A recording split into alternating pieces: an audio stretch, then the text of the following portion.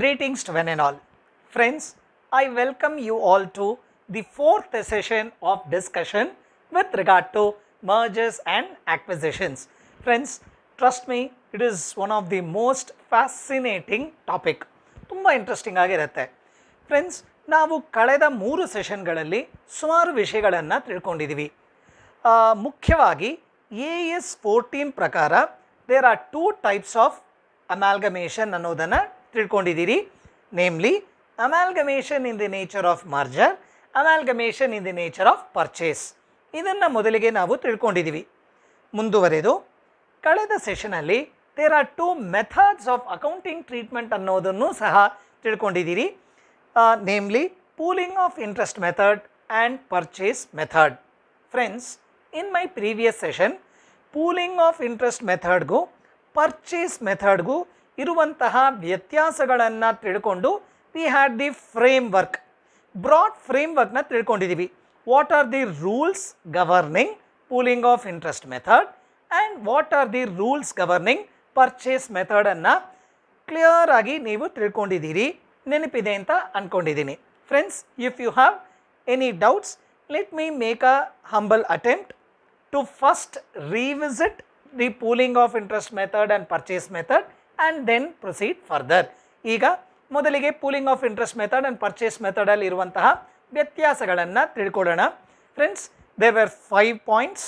The first point, pooling of interest method is followed when amalgamation is in the nature of merger. Purchase method is followed when amalgamation is in the nature of purchase. This was the first point. In my second point, I told you that all the assets and liabilities of transferor company is transferred to transferee company in case of pooling of interest method. Whereas, in case of purchase method alli, only agreed assets and liabilities of transferor company is transferred to transferee company. The third point, assets and liabilities are transferred at book value in case of pooling of interest method, whereas in case of purchase method it is transferred at agreed value. The fourth method, under pooling of interest method all the reserves were transferred. All the reserves of transferor company were transferred to transferee company, whereas in case of purchase method only statutory reserves were transferred. And the fifth point, key point, technically very important point antanu helidde, the difference between net assets and purchase consideration will be adjusted against the reserves in case of pooling of interest method. But in case of purchase method, the difference between net assets and purchase consideration will be treated either as goodwill or as capital reserve. Friends, these were the different points that you learnt in my previous session. ಇದು ಒಂದು framework. ಈ ಫ್ರೇಮ್ವರ್ಕ್ನ ಅಡಿಯಲ್ಲೇ ನಾವು ಇವತ್ತು the accounting ಟ್ರೀಟ್ಮೆಂಟ್ನ under purchase method discuss ಮಾಡೋಣ. ನಾನು last ಕ್ಲಾಸಲ್ಲೇ ಹೇಳಿದ್ದೆ, ಸರ್ ಯಾಕೆ ಪೂಲಿಂಗ್ ಆಫ್ ಇಂಟ್ರೆಸ್ಟ್ ಮೆಥಡ್ನ ಬಿಟ್ಟು ಫಸ್ಟು ಪರ್ಚೇಸ್ ಮೆಥಡ್ನ ತೊಗೊಂಡಿದ್ದೀರಿ ಅಂತ ಕೇಳಿದ್ರೆ, pooling of interest method is a rare phenomenon, whereas purchase method is very much applicable in the practical world. ಆದ ಕಾರಣ ನಾನು ಮೊದಲಿಗೆ ಇವತ್ತು ಪರ್ಚೇಸ್ ಮೆಥಡ್ನ ತಗೊಂಡು ಡಿಸ್ಕಸ್ ಮಾಡ್ತಾ ಇದ್ದೀನಿ. Friends, am I clear? Now today we will have a very comprehensive discussion with regard to purchase method. Simple ಆಗಿ ಹೇಳಬೇಕು ಅಂತ ಹೇಳಿದ್ರೆ, ನಾನು ಒಂದು ಟೆಂಪ್ಲೇಟ್ನ ನಿಮಗೆ ಕೊಡ್ತೀನಿ. ಈ ಟೆಂಪ್ಲೇಟ್ನ ನೀವು ಹಾಗೆ ಫಾಲೋ ಮಾಡಿದ್ರೆ you will have no confusions at all, trust me. ಮತ್ತೆ ಹೇಳ್ತಾ ಇದ್ದೀನಿ, ನಾನು ಇವತ್ತು ನಿಮಗೆ ಒಂದು ಬ್ರಾಡ್ ಟೆಂಪ್ಲೇಟ್ ಥರ ಒಂದು ಕೊಟ್ಬಿಡ್ತೀನಿ. ಆ ಟೆಂಪ್ಲೇಟ್ನ ಫಾಲೋ ಮಾಡಿಕೊಂಡು ಅದೇ ಸ್ಟೆಪ್ಸ್ ನೀವು ಪ್ರತಿಯೊಂದು ಪ್ರಾಬ್ಲಮ್ಗೂ ಫಾಲೋ ಮಾಡಿದ್ರೆ you will never go wrong in any problem. Friends, without wasting any time, let us move ahead and try to learn the various steps involved in the accounting treatment under purchase method. ಮತ್ತೆ ಹೇಳ್ತಾ ಇದ್ದೀನಿ, purchase method is followed when amalgamation is in the nature of purchase. ಅದು ನಿಮಗೆ ತಿಳಿದಿದೆ. ಈಗ purchase ಮೆಥಡಲ್ಲಿ what are the 4 steps? There are only 4 steps that you need to know. ಈ 4 steps ತಿಳ್ಕೊಂಬಿಟ್ರೆ ನಿಮ್ಮ ಅಕೌಂಟಿಂಗ್ ಟ್ರೀಟ್ಮೆಂಟ್ ಮುಗ್ದೋಯ್ತು. ಆ 4 ಸ್ಟೆಪ್ಸ್ ಏನು ಅನ್ನೋದನ್ನು ಮೊದಲು ತಿಳ್ಕೊಳ್ಳೋಣ. Step 1, in my previous session I did make a mention of something called as purchase consideration. Remember? A purchase consideration calculation this step 1. Now what is step 2? Now step 2 ಅಲ್ಲಿ ಏನು ಮಾಡ್ತೀವಿ? ನೀವು step 1 ಅಲ್ಲಿ calculate ಮಾಡಿರುವಂತಹ purchase ಕನ್ಸಿಡರೇಷನ್ನ ಯಾವ ರೀತಿ ವಿತರಣೆ ಅಂದರೆ ಡಿಸ್ಚಾರ್ಜ್ ಮಾಡಬೇಕು ಅನ್ನೋದೇ step 2. So step 2 talks about discharge of purchase consideration. Now moving ahead, let us see what is step 3. Step 3 is rather a very important step. Of course all steps are important, but students, step 3 is the longest step. Maximum time spend ಮಾಡೋದೇ ನಾವು step 3 ಅಲ್ಲಿ. That is very very important. Now step 3 ಅಲ್ಲಿ ಏನು ಮಾಡ್ತೀವಿ? Transferor company liquidate ಆಗ್ತಾ ಇದೆಯಲ್ಲ, ಆ ಕಂಪನಿಯ ಅಕೌಂಟ್ಸ್ನ ಕ್ಲೋಸ್ ಮಾಡಬೇಕಾಗತ್ತೆ. Therefore step 3 will be closure entries, ಅಂದರೆ journal entries. Closure entries it can be journal entries. ಕೆಲವೊಂದು ಪ್ರಾಬ್ಲಮ್ಸಲ್ಲಿ ಲೆಡ್ಜರ್ ಅಕೌಂಟ್ಸು ಸಹ ಕೇಳ್ಬೋದು. Closure entries includes journal as well as ledger. Sir closure entries ಅಂದರೆ ಬರೀ ಜರ್ನಲ್ ಎಂಟ್ರೀಸಾ, ಡಸ್ ಇಟ್ ಇನ್ಕ್ಲೂಡ್ ಲೆಡ್ಜರ್ ಅಕೌಂಟಾ? ಆ ಥರ ಒಂದು ಕ್ವೆಶ್ಚನ್ ನಿಮಗೆ ಬರಬಾರ್ದು. ಯಾಕಂತ ಹೇಳಿದ್ರೆ closure entries include both journal as well as ledger. So closure entries ಅಂತ ಹೇಳಿದ್ರೆ it can be journal or ledger, doesn't matter. Therefore step 3 is closure entries. ಯಾರ ಬುಕ್ಸಲ್ಲಿ? ಟ್ರಾನ್ಸ್ಫರರ್ ಕಂಪನಿ ಬುಕ್ಸಲ್ಲಿ. Therefore step 3 will be closure entries in the books of, already ಹೇಳಿದ್ದೀನಿ, in the books of transferor company. Very very important, keep this in mind. It is in the books of transferor company. Okay, now friends, step 1 ಏನು ಮಾಡಿದ್ರಿ? Calculation of P C. Step 2 ಏನು ಮಾಡಿದ್ರಿ? Discharge of P C. Step 3 ಏನು? Closure entries in the books of transferor company. ಈಗ ನಮಗೆ ಒಂದು clue ಬಂದಿರಬೇಕು. What could be step 4? I hope you could have guessed it. ಇಲ್ಲಿ ಕ್ಲೋಷರ್ ಎಂಟ್ರೀಸ್ ಅಂತ ಬಂದರೆ next it has to be opening entries. ಇಲ್ಲಿ closure entries in the books of transferor company ಅಂತ ಬಂದರೆ opening entries should be in the books of transferee company. These are the 4 steps that you need to understand in your accounting treatment under purchase method. Of course, same 4 steps shall be followed in pooling of interest method as well. Adanna nanu innondu session ge itkotini. Iga let us focus only on purchase method. Friends, purchase method alli there are 4 steps involved in the accounting treatment.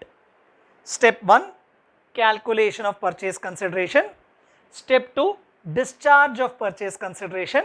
Step 3, closure entries in the books of transferor company.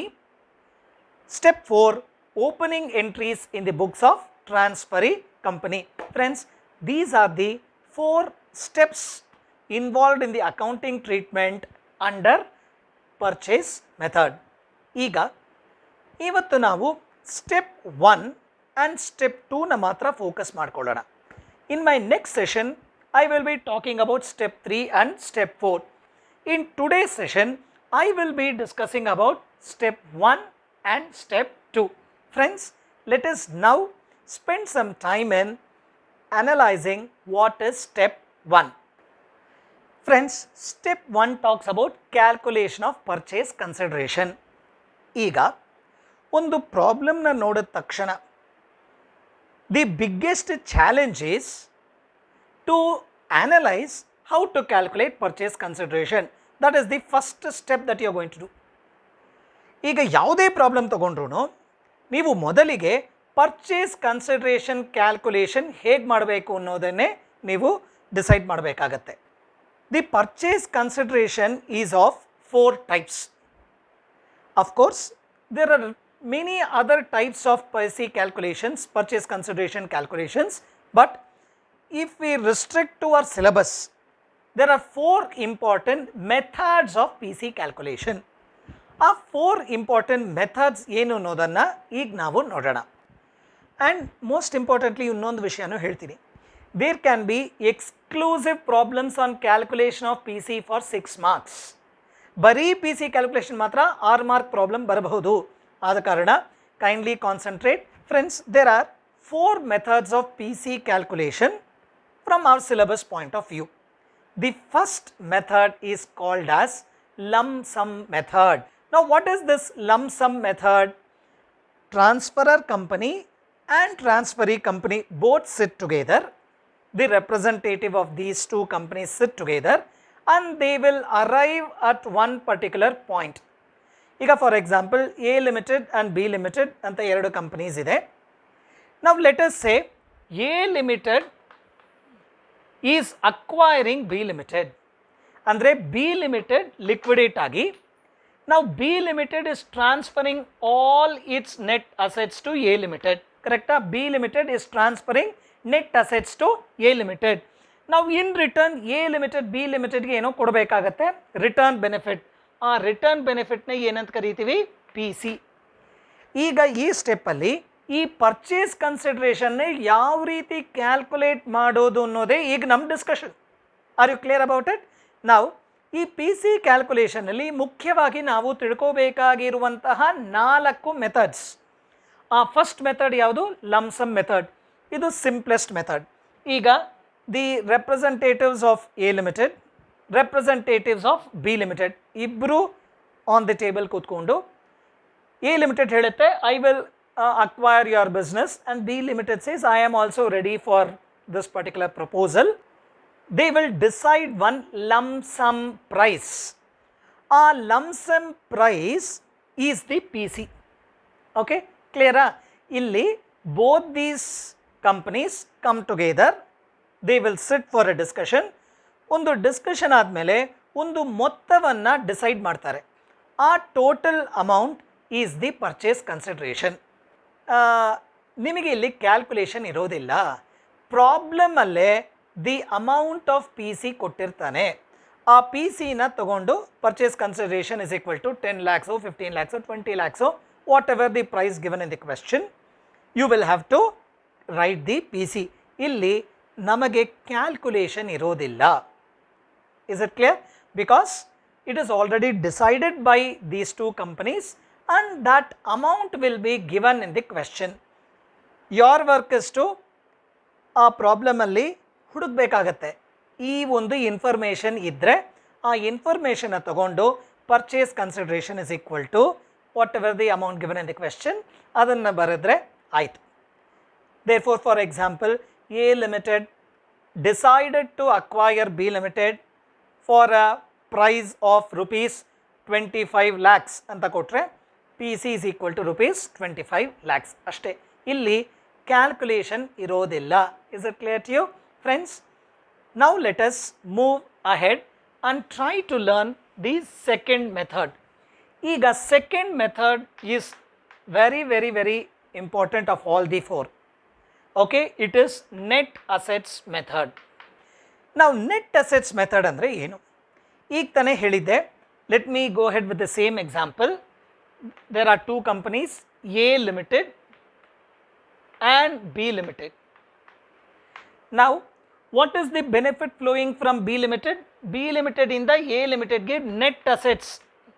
Last ಕ್ಲಾಸಲ್ಲೇ ಹೇಳಿದ್ದೆ, net assets means assets minus liabilities. Okay, B Limited ತನ್ನ net ಅಸೆಟ್ಸ್ನ, assets and ಲಯಬಿಲಿಟೀಸ್ನ A Limitedಗೆ transfer ಮಾಡ್ತಾ ಇದೆ. ನಾವು in return A Limited B Limitedಗೆ ಒಂದು ಬೆನಿಫಿಟ್ ಕೊಡ್ತಾ ಇದೆ. ಅದನ್ನೇ ನಾವು ಪರ್ಚೇಸ್ ಕನ್ಸಿಡ್ರೇಷನ್ ಅಂತ ಕರಿತೀವಿ. ಫ್ರೆಂಡ್ಸ್, ಇಲ್ಲಿ purchase consideration will be equal to the value of net assets. Are you understanding? ಈ ನೆಟ್ ಅಸೆಟ್ಸ್ ಯಾವ ವ್ಯಾಲ್ಯೂದಲ್ಲಿ ಟ್ರಾನ್ಸ್ಫರ್ ಆಗಿದೆಯೋ ಆ ವ್ಯಾಲ್ಯೂನೇ ನಮ್ಮ ಪರ್ಚೇಸ್ ಕನ್ಸಿಡ್ರೇಷನ್ ಆಗುತ್ತೆ. That is net assets method. Clear? ನಾವು ಇದನ್ನು ಹೇಗೆ ಕ್ಯಾಲ್ಕುಲೇಟ್ ಮಾಡಬೇಕು?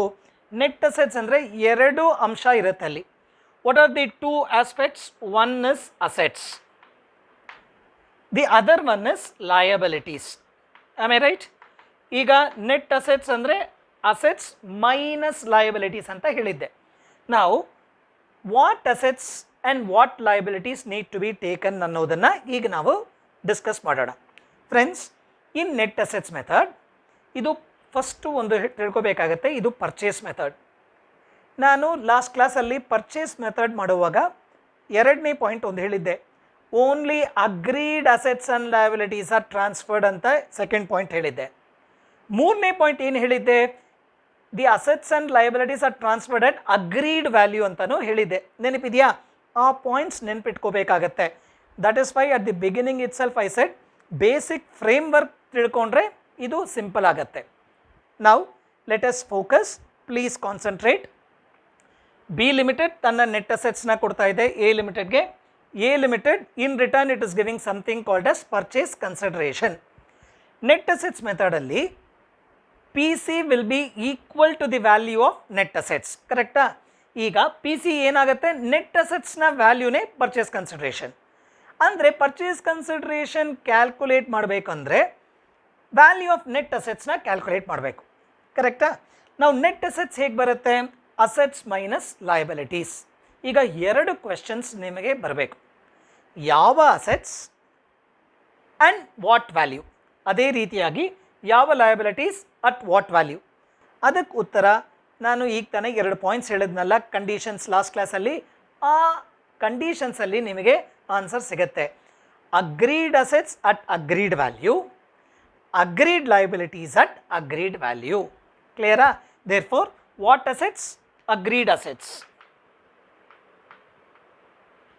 What liabilities? Agreed liabilities.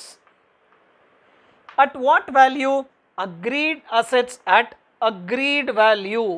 ಅರ್ಥ ಮಾಡ್ಕೊಳ್ಳಿ, agreed assets at agreed value, agreed liabilities at agreed value. ನಾವು agreed assets at agreed value minus agreed liabilities at agreed value will give you the value of net assets. ಅದೇ value will be your P C. ಈಗ ಸ್ವಲ್ಪ format ಥರ ನಿಮಗೊಂದು ಕೊಟ್ಬಿಡ್ತೀನಿ. This is the format. Agreed assets at agreed value minus agreed liabilities at agreed value. ಇದನ್ನು ನೀವು difference ತಗೊಂಡ್ರೆ that is the net assets or purchase consideration. ನಾವು ಈ ಮೆಥಡ್ನ ನಾವು ನೆಟ್ ಅಸೆಟ್ಸ್ ಮೆಥಡ್ ಅಂತ ಕರಿತೀವಿ. ಈಗ ಯಾಕೆ ಇದನ್ನು ನೆಟ್ ಅಸೆಟ್ಸ್ ಮೆಥಡ್ ಅಂತ ಕರಿತೀವಿ? The purchase consideration is equal to the value of net assets ಇರೋದ್ರಿಂದ ನಾವು ಇದನ್ನು ನೆಟ್ ಅಸೆಟ್ಸ್ ಮೆಥಡ್ ಅಂತಾನೆ ಕರಿತೀವಿ. Friends, is it clear? The first method is lump sum method. ಅದರಲ್ಲಿ ಕ್ಯಾಲ್ಕುಲೇಷನ್ಸ್ ಇರೋದ್ರಿಲ್ಲ, ಕ್ವೆಶ್ಚನಲ್ಲೇ ಇರುತ್ತೆ. ಆ ಮಾಹಿತಿಯನ್ನು ತಗೊಂಡು ಪರ್ಚೇಸ್ ಕನ್ಸಿಡರೇಷನ್ ಇಷ್ಟು ಅಂತ ಬರೆದು ಮುಗಿಸ್ತೀರಾ. That is the simplest method. Now the second method, very interesting method, it is net assets method. Purchase consideration is equal to value of net assets. Net assets andre assets minus liabilities. Yav asset, yav value? Agreed assets at agreed value minus agreed liabilities at agreed value. ಈ ಡಿಫ್ರೆನ್ಸ್ನ ತಗೊಂಡ್ರೆ ನಿಮಗೆ net assets value ಸಿಗುತ್ತೆ. ಆ net assets ವ್ಯಾಲ್ಯೂನೇ will become your purchase consideration. Hope I am clear, friends. Now this is your second method of purchase consideration, that is net assets method. Now let us proceed further to the third method, that is net payment method. ಈ net payment ಮೆಥಡಲ್ಲಿ purchase consideration is equal to the total payment made. ಈಗ total payment made ಅಂದರೆ ಯಾರಿಗೆ payment ಮಾಡಿದ್ದೀವಿ ಅಂತ ಪ್ರಶ್ನೆ ಬರುತ್ತೆ. Payment made to the share holders of transferor company. Answer ಸಿಕ್ಕಿದೆಯಾ? Again I repeat. ನಾವು ಈ ಮೆಥಡಲ್ಲಿ purchase consideration is equal to ಏನು ಬರುತ್ತೆ? Total payment made. Made to whom? made to shareholders. Again I repeat, it is shareholders. Shareholders of which company? Shareholders of transferor company. In this method, purchase consideration will be equal to total payment made to shareholders of transferor company. ಇಲ್ಲಿ ಕೆಲವೊಂದು ವಿಷಯಗಳನ್ನು ನಾನು ಹೇಳಬೇಕಾಗತ್ತೆ. ಇಲ್ಲಿ total payment made ಮತ್ತೆ ಬರ್ತೀನಿ to share holders ಅಂತ ಹೇಳಿದ್ವಿ. Share holders ಅಂದರೆ it includes both equity share holders as well as preference share holders. Clear? ನಾವು ಅಗೈನ್ ಐ ರಿಪೀಟ್, ಈಗ total payment made, I will come back to this little later. Total payment made to ಯಾರಿಗೆ? Share holders. Share holders include both equity shareholders as well as preference shareholders. Keep this in mind. Of which company? Of course it has to be for transferor company. ಈಗ ತಾನೇ example ಅಲ್ಲಿ ನೋಡಿದ್ವಿ, A Limited has to give the PC to B Limited. So B Limited na shareholders ಇರ್ತಾರಲ್ಲ, either it can be equity or preference, that doesn't matter. ಆ B Limited shareholdersಗೆ ಯಾವುದೇ ರೀತಿಯಾದ payment ಮಾಡಿದ್ರು ಆ ಟೋಟಲ್ ಪೇಮೆಂಟ್ನ ಪರ್ಚೇಸ್ ಕನ್ಸಿಡರೇಷನ್ ಅಂತ ಕರಿತೀವಿ. ನಾವು total payment ಅಂದರೆ ಯಾವ ರೀತಿ? It can be in the form of cash, it can be in the form of preference shares, it can be in the form of equity shares. Okay, it doesn't matter, in any form, in any proportion. Okay, ಯಾವುದೇ ಫಾರ್ಮಲ್ಲಿ ಇರ್ಬೋದು, ಯಾವುದೇ ಪ್ರಪೋರ್ಷನಲ್ಲಾದರೂ ಇರ್ಬೋದು, that doesn't matter. Now you have to take the aggregate payment, the total payment in whatever form. A payment can be in what form ಅಂತ ಹೇಳಿದ್ದೆ? It can be in cash, it can be in shares. Shares ಅಂದರೆ it can include both equity shares as well as preference shares, doesn't matter. Now the total payment made in the form of cash or shares to whom? To shareholders of which company? Transferor company. Now this is how you arrive at purchase consideration under net payment method. Very interesting. This is my fourth session. Fifth session alli nanu step 3 and 4 discuss ಮಾಡಬೇಕಾಗುತ್ತೆ. Session 6 ಅಲ್ಲಿ ನಾನು exclusive purchase considerations ಪ್ರಾಬ್ಲಮ್ನ ತಗೊಂಡು discuss ಮಾಡ್ತೀನಿ. ಆಗ ನಿಮಗೆ ಮತ್ತಷ್ಟು ಕ್ಲಾರಿಟಿನ ಕೊಡ್ತೀನಿ. Now you should understand my way of learning. ಈಗ ಮೊದಲಿಗೆ ನಾವು ಬೇಸಿಕ್ ಫ್ರೇಮ್ವರ್ಕ್ನ ತಿಳ್ಕೋಬೇಕಾಗತ್ತೆ. ತದನಂತರ you have to go to the particulars and you have to learn that exclusively and comprehensively. This is the better way of learning according to me. ಈಗ ನಾವು ಫ್ರೇಮ್ವರ್ಕ್ಸ್ನ first ತಿಳ್ಕೊಂಡು ಆ ಫ್ರೇಮ್ವರ್ಕ್ ಫಸ್ಟ್ ಹೋಗಿ ಮೈಂಡಲ್ಲಿ ಕೂತ್ಕೋಬೇಕಾಗತ್ತೆ. ಆಗ ನಿಮಗೆ ಪ್ರಾಬ್ಲಮ್ಸ್ ಮಾಡೋವಾಗ ಕ್ಲಾರಿಟಿ ಬರುತ್ತೆ. ಸಿ, ಮರ್ಜರ್ಸ್ ಆ್ಯಂಡ್ ಅಕ್ವಿಸಿಷನ್ಸ್ಗೆ ದಿ ಥಿಯರಿಟಿಕಲ್ ಬ್ಯಾಕ್ಗ್ರೌಂಡ್ ತಿಳ್ಕೊಳ್ಳೋಕ್ಕೆ ಒಂದು 5 ಸೆಷನ್ಸ್ ಬೇಕಾಗುತ್ತೆ. This is my 4th session. In my 5th session also I will be discussing the theoretical framework, after which we shall go ahead and solve quite a lot of problems. Now we have understood the net payment method as well. Friends, now let us go ahead and try to see the 4th method. The 4th method is called as shares exchange method. Now shares exchange method andre eno? Friends, iga there are 2 companies. Let me discuss this with help of an example itself. Now let us say there are 2 companies. I will say A company and B company. You all know B company is liquidated and this business is transferred to A company. In return, A company has to give something called as purchase consideration to B company. Correct? B company andre B company yaar kodabeku? It has to give to the shareholders of B company. Clear? Now on what basis is PC calculated? There are different forms of PC calculation. As I said, lump sum method irbodu, net assets method irbodu, net payment method saha irbodu. Now the 4th and the interesting case is shares exchange method. B company alli there are certain number of shares and A ಕಂಪನಿಯಲ್ಲೂ there are certain number of shares. ಈಗ purchase consideration calculation can be under shares exchange method. ಅಂದರೆ ಈಗ the shares of B company will be swapped with the shares of A company. ಅಂದರೆ ಈಗ ಪ್ರಸ್ತುತ B company ಅಲ್ಲಿ ಇರುವಂಥ share holders are going to become the share holders of A company. ಕರೆಕ್ಟಾ? ಈಗ ಅವ್ರು ಹೇಳ್ತಾರೆ, ನಿಮ್ಮಲ್ಲಿ 2 ಶೇರ್ಸ್ ಇದ್ದರೆ ನನ್ನಲ್ಲಿ 1 ಶೇರ್ನ ಕೊಡ್ತೀನಿ. Meaning to say, for every 2 shares of B limited I will give you 1 share of A limited. This is an example. ನಾವು ಲೆಟ್ ಅಸ್ ಸೇ ಬಿ ಕಂಪನಿಯಲ್ಲಿ 1 lakh shares ಇದೆ ಅಂತ ಇಟ್ಕೊಳ್ಳೋಣ. ಆಗ ಅವ್ರೇನು ಹೇಳ್ತಾರೆ, 2 ಶೇರ್ಗೆ 1 ಶೇರ್ನ ಕೊಡ್ತೀನಿ. ಅಂದರೆ 1 ಲಕ್ಷ ಶೇರ್ಸ್ ಇದೆ, 2 ಶೇರ್ಗೆ 1 ಅಂತ ಹೇಳಿದ್ರೆ 1/2 ರೇಷಿಯೋ. ಇದನ್ನು ಒಂದು ರೇಷಿಯೋ ಡಿಸೈಡ್ ಮಾಡಿರ್ತಾರೆ. 2 ಶೇರ್ಗೆ 1 ಶೇರ್ ಕೊಡ್ತೀನಿ ಅಂತ ಹೇಳಿದ್ರೆ the ratio is 1:2. Meaning to say 1 share of A limited for every 2 shares of B limited. ನಾವು ಎಲ್ಲ ಪ್ರಾಬ್ಲಮ್ಸಲ್ಲೂ 1:2ನೇ ಇರಬೇಕು ಅಂತ ಇಲ್ಲ. It can be 1:3, 2:3, 2:4, 2:5, whatever the ratio may be. That ratio will be given in the question. Don't worry, ratio ಕ್ವೆಶ್ಚನಲ್ಲೇ ಕೊಟ್ಟಿರ್ತಾನೆ. ಆ ರೇಷಿಯೋ ಕೊಟ್ಟಾಗ you should understand it is shares exchange method. ನಾವು how many shares of the transferee company shall be given for a shed number of shares in transferor company.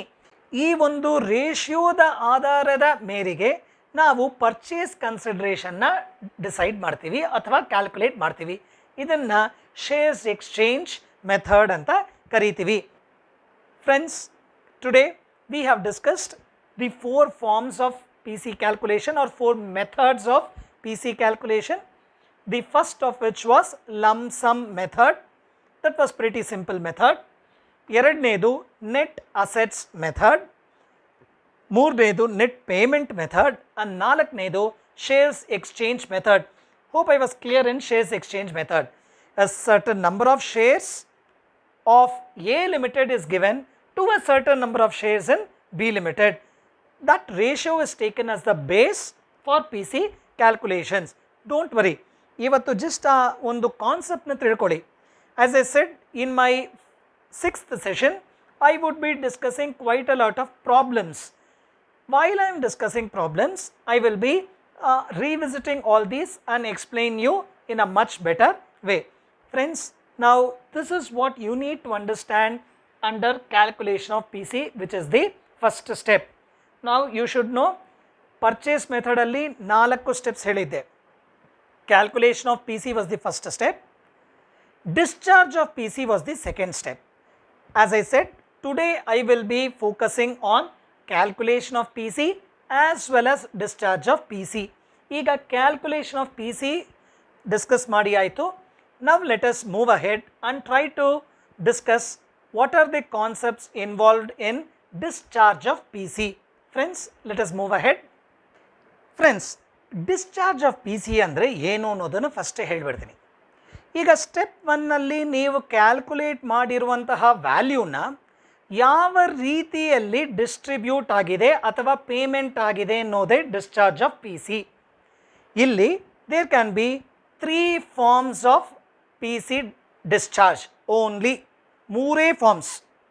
First is fully in the form of cash.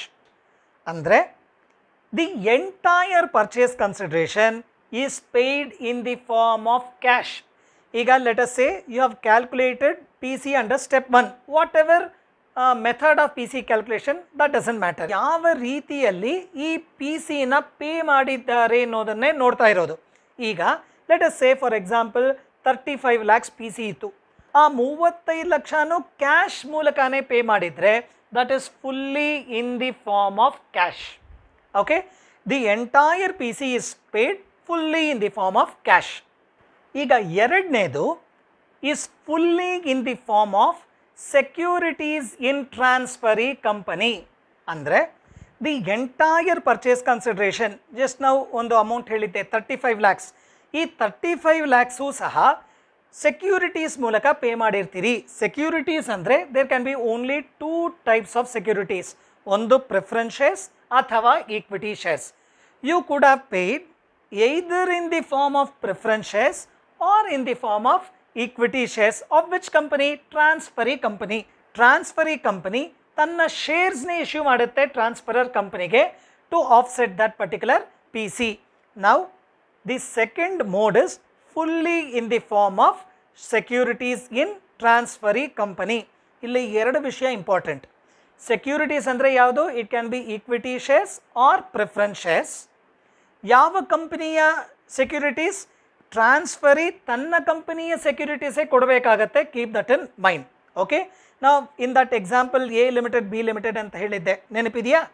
ಆಗ A limited has to give PC to B limited, correct? Let us say 35 lakhs is the PC calculation.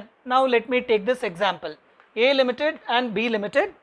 Now A limited has to pay PC. ಆ PC calculation ಎಷ್ಟು ಬಂದಿದೆ? It is rupees 35 lakhs.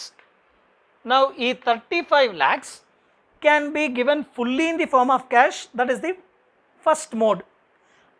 ಎರಡನೇ ಮೋಡಲ್ಲಿ it can be fully in the form of securities. Securities ಅಂದರೆ it can be equity shares, preference shares of which company? A ಲಿಮಿಟೆಡ್ದೇ ಆಗಿರಬೇಕು.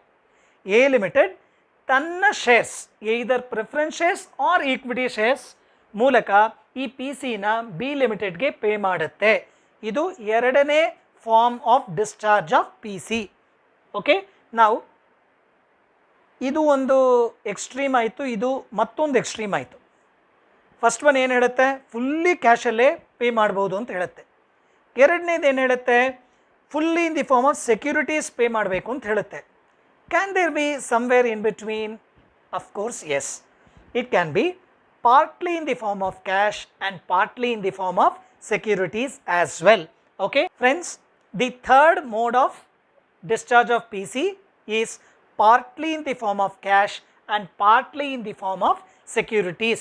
ಅಂದರೆ ಈ 35 ಲಕ್ಷ ರೂಪಾಯಿನ ಒಂದು ಭಾಗ ಕ್ಯಾಶ್ ಆಗು ಕೊಡ್ಬೋದು, ಮತ್ತೊಂದು ಅಥವಾ ಉಳಿದಿರೋದನ್ನು ಸೆಕ್ಯೂರಿಟೀಸ್ ಮೂಲಕನೂ ಕೊಡ್ಬೋದು.